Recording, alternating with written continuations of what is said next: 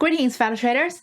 I'm Dylan, a research strategist at Pepperstone, presenting the weekly update on As Good as Gold. Over the past week, gold prices have somehow been in a consolidation phase, but bulls are actually gaining strength.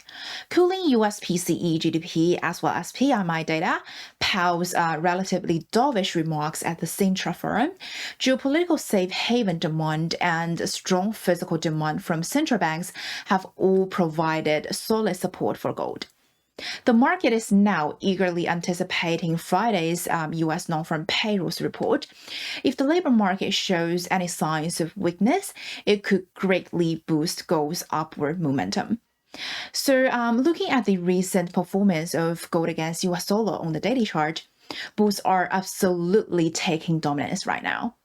Last Wednesday, gold prices dropped nearly 1% and closed below $2,300. Just as concerns arose about retesting the $22.85 range low, bulls came in strong the next day, with prices closing up 1.3% and reclaiming the important $23.30 US dollar resistance level. Early this week, the battle between bulls and bears was quite intense, with price fluctuations remaining very narrow and buying momentum clearly suppressed by the 50-day moving average.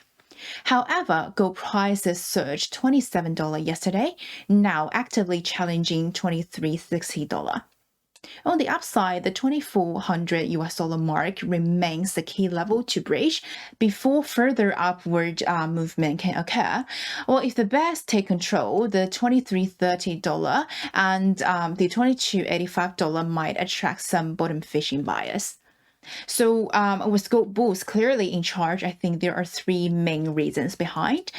From the data perspective, the highly anticipated U.S. core PCE in May showed cooling with a month-on-month increase of only 0.1%. Additionally, the Q1 GDP growth rate of U.S. was 1.4% annualized, the first time below 2% in 6 quarters, indicating the U.S. economy's continued normalization. While both the June ISM manufacturing and services PMI fell short of expectations and even entered contraction zone, with the services data particularly disappointing at 48.8, significantly below the expected 52.6. So the market has increasingly priced in a Fed rate cut in September. And actually, I've also heard some chatters on the street recently about recession of the US. All of these factors are boosting gold's appeal alongside a significant pullback in the dollar index. Well, regarding the Fed stance, Powell's remarks at the Sintra Forum were more dovish. He mentioned considerable progress on inflation and hinted at a Fed put. So this appears to further endorse entering an easing cycle in September, bolstering bullish sentiment in the gold market. While on the geopolitical front, speculations about Trump's chances of winning the U.S. presidential election after the first debate and the increased pressure on the Democrats to change their candidates have added uncertainty to the market. Today's UK election, Sunday's French parliamentary elections, and escalating Middle East conflicts have collectively heightened risk aversion, supporting gold. From a higher time frame, we found that central bank gold investment demand, led by the PBOC, accounted for 85% of mine supply in Q1 2024, significantly higher than the 70% average over the past 2 years.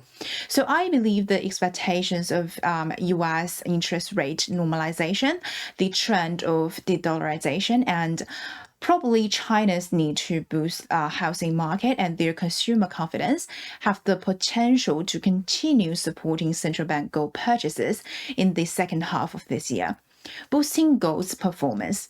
So overall, gold remains in a consolidation phase with bulls gaining strength. In the context of slowing U.S. inflation, weakening U.S. Economics data, a dovish Fed, heightened geopolitical risk, and strong central bank gold purchases, any evidence of further labor market weakness could pave the way for a Fed rate cut in September, further driving gold prices higher. This also makes tomorrow's June U.S. non-farm payrolls report highly anticipated. Now the market expects 190,000 new jobs added, a significant slowdown compared to the previous value, and the unemployment rate is expected to remain steady at 4%. Well, given Powell's remarks about how unexpected weakness in the labor market could trigger Fed action, I believe a deteriorated headline data, say 140,000, along with unemployment rate at 4.1% or even higher, could fully price in a rate cut in September, allowing gold bulls to expand their advantage and push prices back to $2,400 mark. Well, if that is the case, gold would more of an investment in my perspective. So that's pretty much for this week. If you have any thoughts on non-farm payrolls tomorrow or recent gold trading, feel free to leave a comment below as always, and let's discuss. Stay tuned with Pepperstone for more insights and updates. And until then, happy trading!